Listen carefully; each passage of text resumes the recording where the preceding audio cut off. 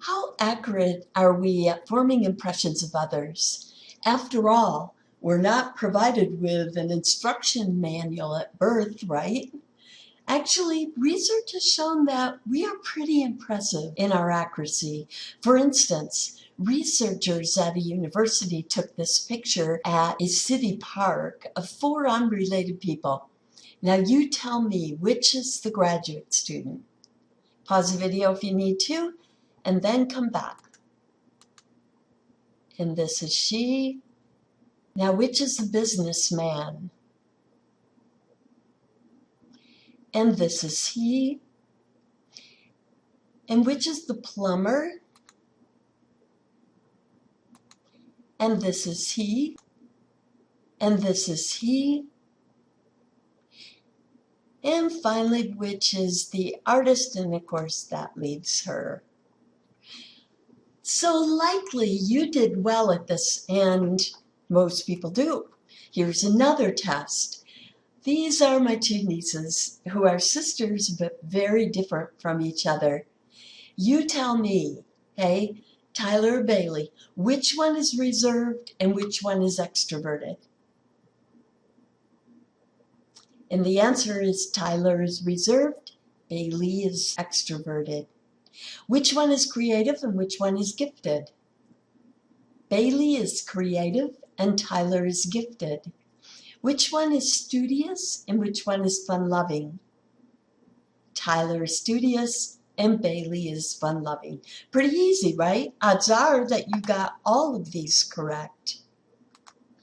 Here's some more evidence of impressive accuracy in person impression overall. In one study, participants were able to judge the relative IQ of strangers fairly accurately based only on hearing them read short sentences. In another study, college students rated the power of CEOs from the top and bottom ranked Fortune 500 companies from headshot photos only. The ones they rated as the most powerful were, in fact, the most, as measured by the company's most recent profits.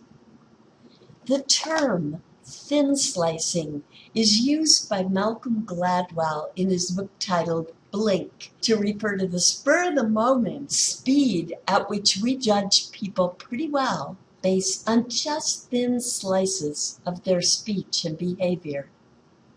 So overall, the accuracy of the impressions we form is pretty impressive. Yet clearly, we sometimes marry the wrong person, fall victims to fraud by trusting a criminal, hire an incompetent employee. What can go wrong to cause such consequential errors? What things tend to throw us off track?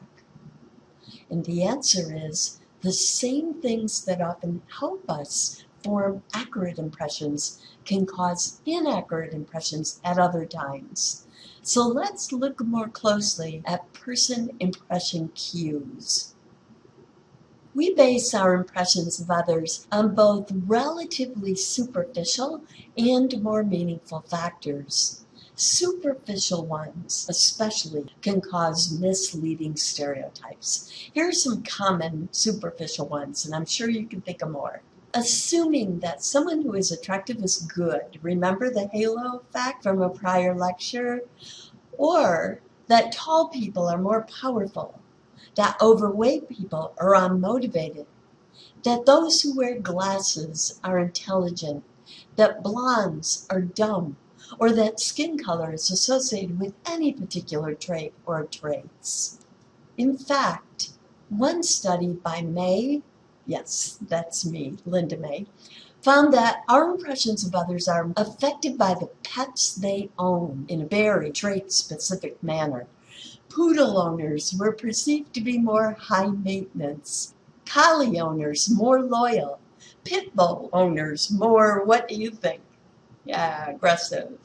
Researchers have also documented many relatively more meaningful effects on impression formation, especially a researcher named Sam Gosling has excelled at this. More meaningful in that they will help our accuracy often, more often than superficial cues, but not always, and they could still be misleading at times.